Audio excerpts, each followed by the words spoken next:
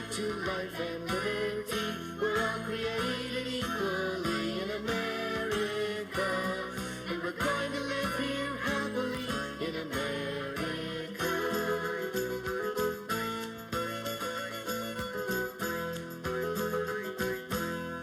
Our founding fathers crossed the seas and built the new world. Hi, my name's Diane. You're currently watching the Just Kidding Round Show. Thank you so much for joining us. We're on every Saturday and Sunday, Saturdays at 10:30 a.m. and Sunday at 7:30 in the evening. And each show, we introduce our families to different crafts, hobbies, and talents of people in our community. So this week we have a new guest, Scott Berry. Hi, Scott. Hi. And he's driven all the way from Mason County to be here. Is that right? Well, from Harstein Island. Oh. I have my studio, my didgeridoo studio there on the island. Okay. Well, thank you, Scott. And before we get started, could we please look in the television and say hello to somebody Hi, everybody. on Harstein Island? Yeah, hi everybody on Harstein and in Olympia. I love Olympia. You come up here a lot. Uh-huh. All right, wonderful. And I'm going to say hi to all the students at South Bay and Lydia Hawk. And of course, hello, Mr. Feeney. So Scott, we opened on these beautiful works of art. What are they? Well, I have been making handmade didgeridoos for 15 years now. These are all desert products from the Southwest. Agave and yucca plants, and they grow this big stalk out of a spiny desert-y plant. It dies in the desert, just stands there, or it falls down, and after about 5 years you can harvest, cut the stalk, hollow it out, and then it makes this most incredible didgeridoo that you could ever imagine. And the original didges came from? Australia, and they're made out of a completely different wood, a much heavier wood. And but our American wood here actually makes the most incredible didgeridoo sound because it's very light and it's very mobile, so you can point it. And I uncovered an amazing healing property that these vibrations emit. Wow, that's exciting. Yeah. That's exciting.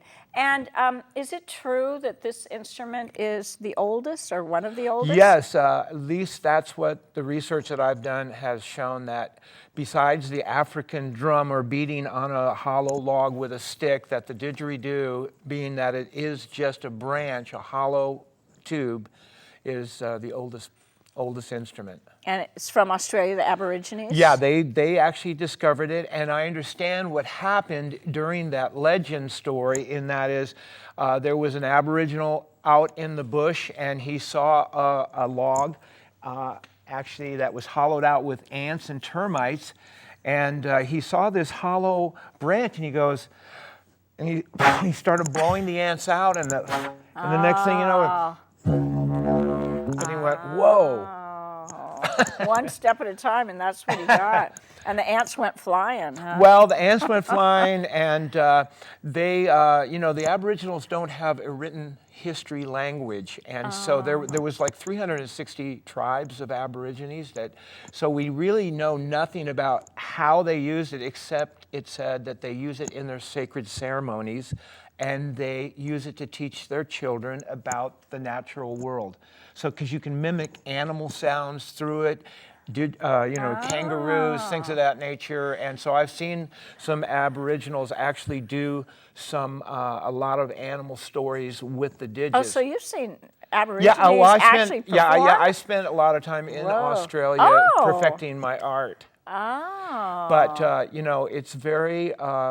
it's very different down there because there's so many great didge players down in Australia. I was just beginning at that time, but I have uncovered something so special with this, because with the American wood that we use now, when you play it on the heart or the chakras, you have an amazing epiphany of I don't know, it's just hard to describe, but what it does is it's the quickest way to a stress reducer.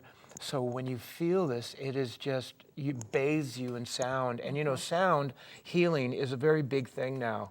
days. That's, you know, the vibration of it. vibrational But healing. it's like didge music kind of goes right through you in a different way that other instruments don't It goes do. from the inside out, massaging your entire being instead of like a massage therapy from the outside in. Wow. And to give you an example, one time I was in a mall, I saw this woman with a 2-year-old. He was melting down, screaming. He was in a tantrum phase. I had my didge with me and I said, would you mind me playing this on him? And she goes, anything, help me. I played on him. 30 seconds later, this child stopped crying. He started stroking the didgeridoo. He instantly stopped. You could see the change. Completely wiped away the memory of why he was even melting down. And he just wanted to concentrate on feeling that energy coming to him. So energy is healing. Do you think the Aborigines originally, I know you said it wasn't written down, their history, and that you said that they think that they use them to teach animal sounds and things about nature, but do you think they realized the healing component? Well, I'm not sure because the different wood, the difference in their wood is that it's so heavy and they only let ants and termites hollow it out. And so you have a much thicker.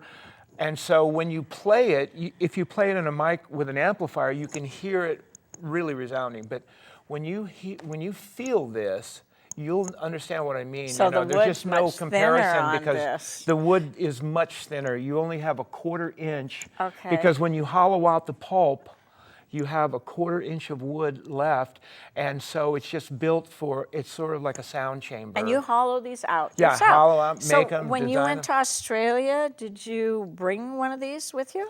Yeah, I actually brought 2 with me, and so they at the customs they were very shocked. They What almost is this? wouldn't even let me A in. gun, a blow. Well, they said that we don't allow wood products in Australia, and you're What? bringing didgeridoos in here. He said everybody brings didgeridoos from Out. here out. So we don't know if we can let this in. We're going to have to talk to our supervisor now. I had like $500 worth of digits with me.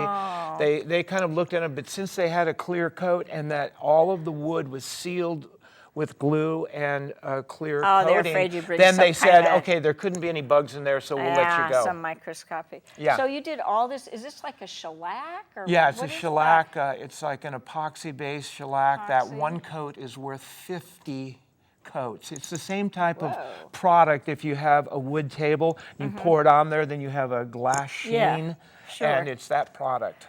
And then is this inlay? What? No, these are all just painted off the spur of the moment, Really? and you know, so isn't this carved? no, owl? it's all painted. That owl's painted? Yeah, the owl is painted, Oh, and okay. all of you know, I use the dot art to. A lot of dots. You know, because, you know, the Aboriginals invented the dot art, and so I decided to make mine look a little bit more tribal than some of the ones that are out there that just have reds or blues or some painted things in there. And then I use copper in that, the very first one. The first one? Yeah, the first one. Thank you is for I that inlaid some close-up. I copper. think they got that first one maybe. So that's real copper down there. Mm-hmm. Does that make a difference in the sound? No, it does not make a difference at all. It just makes it look more interesting. So what makes a difference? The length? The You length said the thickness of the- determines what note it is. Okay. What I do with my didges is I key them in the key of Ohm, which is in between C and C sharp. And I got that idea from the tuning forks. And if you have a set of tuning forks and you vibrationally hit the Ohm, then I tuned all of that so as if the monks were actually ohming a person. And then I anoint each didge with essential oils. So then you have this wave of beautiful aromatherapy and vibration therapy at the same time. Wow. So can we bring somebody in from the audience, do you think, and give this a try? Yeah, I would think that would be great. Is there somebody in the audience that would like to come up? How about Rose? Oh, there she is. So should I sit here or do you want me to leave? Yeah, why don't you sit there? I'm going to grab. Rose, I'll play on you with just this smaller one, and then I'll switch to the bigger one so you can feel the difference. Okay. I want to touch it.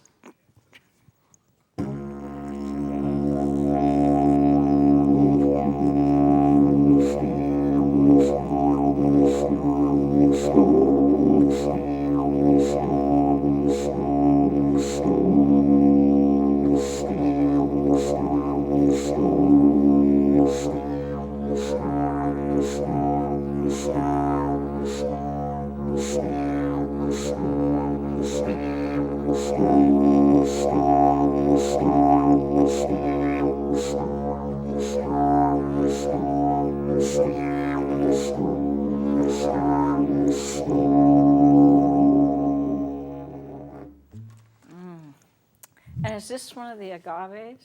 This is the elephant yucca stalk, and now this is the agave one that was so dilapidated when I found it in the desert that I could basically take and just push it all the way to. I didn't even think that this would work as a didge, but I rebuilt it a number of times, shellacked it, and now it's like the primo experience.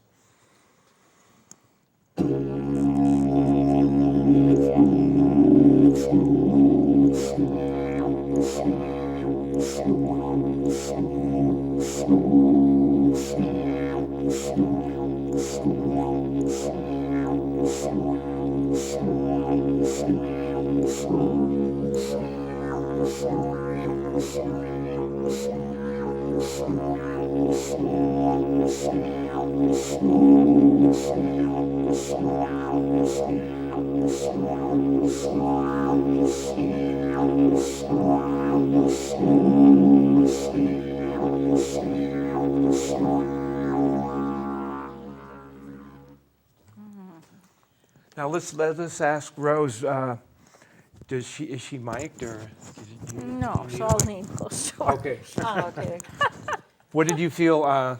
Is this the first time you've ever felt anything this big? That is the very first time, and it gives a whole new dimension to everything is energy. I mean, I do feng shui, I do energy dowsing. I work with energy, but this is a whole new level of energy. It's a feeling.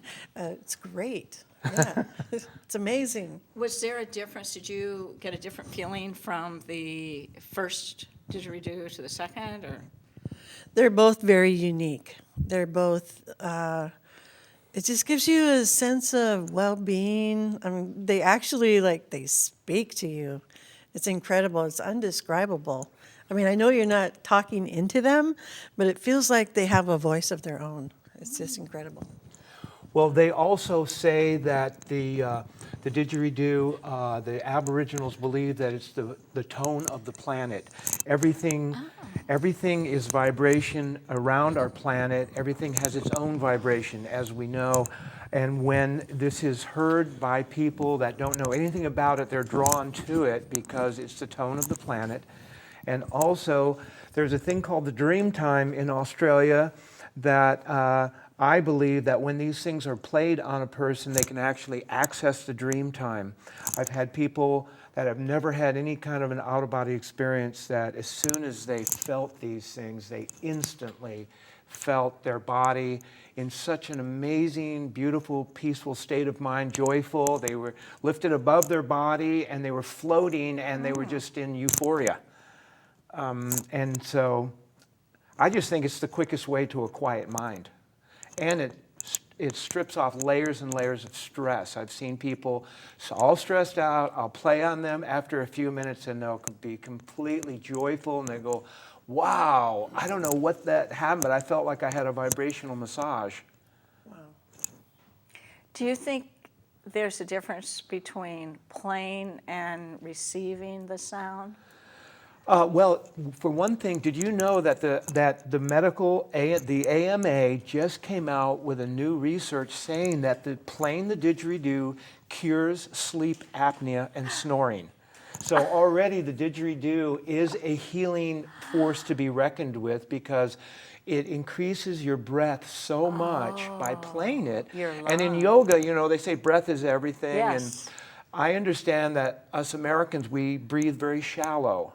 And a lot of times when we don't get enough oxygen, we can be prone to depression and things of that nature. But when you're playing, and I teach lessons, and I have people, grade school kids as well as adults, to just love this, and they are a lot healthier now because of the breath that you acquire, and I was using circular breathing. I don't know if you noticed that, but I was breathing, and then 1 second later, you could hear me breathe in as I'm still blowing. So you have a continuous vibratory sound while you're still blowing, and so you can do that continuously for 15 minutes, half an hour. I guess the record is 2 hours and 48 minutes of somebody that actually continuously blew the didgeridoo. They must have strong lungs. Well, Kenny G, I understand, the saxophone player, Yeah. he circular breathes when he plays a saxophone. And so, but, other musicians that use woodwinds can do the circular breathing. And is that hard? How would a child start? You mentioned children. Would they start with an instrument this large? No, not that big. They would start with an instrument like this, which is my own crafting of a PVC pipe, and it has an amazing sound, but a child can play these things right off the bat.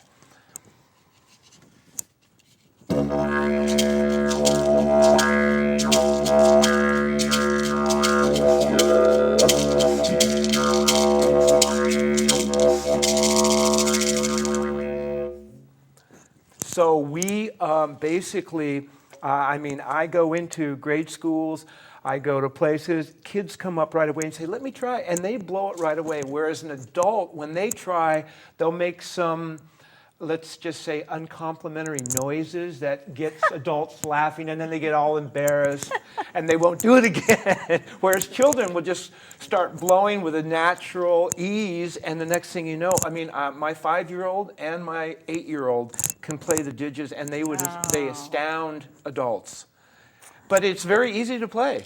So you can have concerts in your home. Yeah, we do have concerts in the home, Wow. and play wherever anybody is that wants to hear something so unique that they can have sort of like that moment, that aha moment where they go, whoa. Now I've had people send me emails from all over the country saying, I'll remember that night for the rest of my life because I had the most incredible feeling. I played in a church one time, and there was a guy in the 9th row back there, and I was playing, and he came up to me after the service, and he said, I had chills going up and down my spine, and I was thinking, I didn't know that back in the 9th row you could actually feel it that strong, but he said that he had a spiritual experience through it. So why did you ever start playing the didgeridoo in the first place? Well, I play 7 other instruments, and I've been a musician for almost 35 years.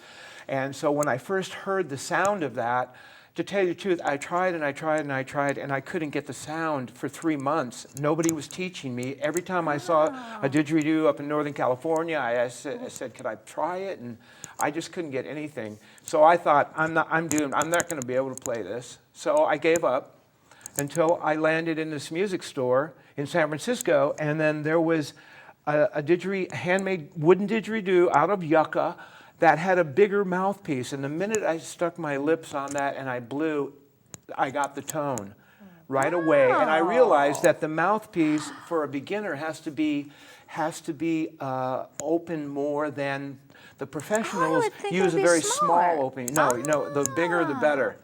Rose, do you want to try to blow it? I will give it a try. We have 2 minutes left. Just go. There she goes. See? the second time.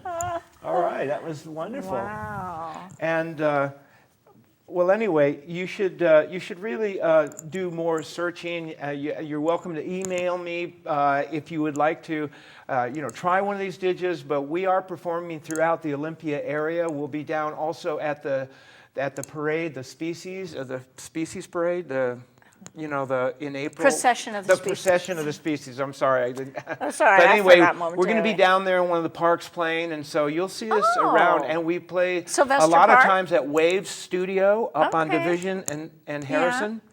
So Okay. we've done a lot of concerts there, and And what about somebody that wants to get started? Can they just practice on something at home? well, you know what? I knew a guy that actually just picked up one of his vacuum cleaner hoses And he started playing. no. He actually said, that's how I got into it. I started And it playing my worked? vacuum cleaner All rose. right, go on. But it's got to be, the mouthpiece for a beginner has to be at least like 1.25 inches Okay, wide. 1.25 Uh-huh. And so, but I love to teach people, and plus I get stock. I still go down to the southern deserts and bring back stock. So I have a bunch of stocks, and so I love to get people playing. Wow. And, Well, thank you so much for thank you. coming. That was a very quick half hour. And I appreciate you driving up here. you yeah, know, well, hey, it's my finding the pleasure. studio and- I think if everybody in the world played a didgeridoo, we wouldn't have any more wars. Oh, yeah. Because this puts out such a beautiful, and it empowers people. You Yeah. see these children go, wow, I'm just really powered. Yeah, yeah. We have to wrap it up, but Okay. I'm trusting you will be back on the show again. Well, thank you. I'd love to. Yeah, Thank and you so Rose, much. I'd love to see you back again too. Thank you, and Okay. thank you for that demonstration. Thanks to an excellent crew, and bye, Mr. Vini.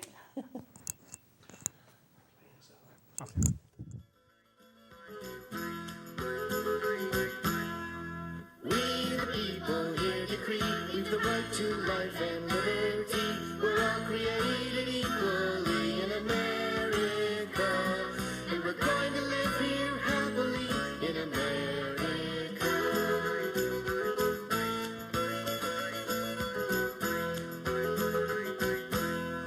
Our founding fathers crossed the seas and built the new world colonies. But King George wouldn't set them free, so they fought a revolution, the American Revolution.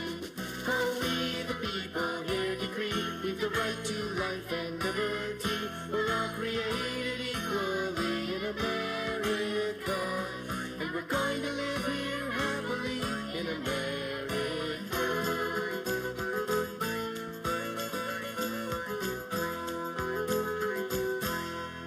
The English army came in boats. It was buckskin versus bright red coats. Then the Yankees won the war and wrote our country's constitution, the United States Constitution. Oh, we the people here decree we've the right to life and liberty.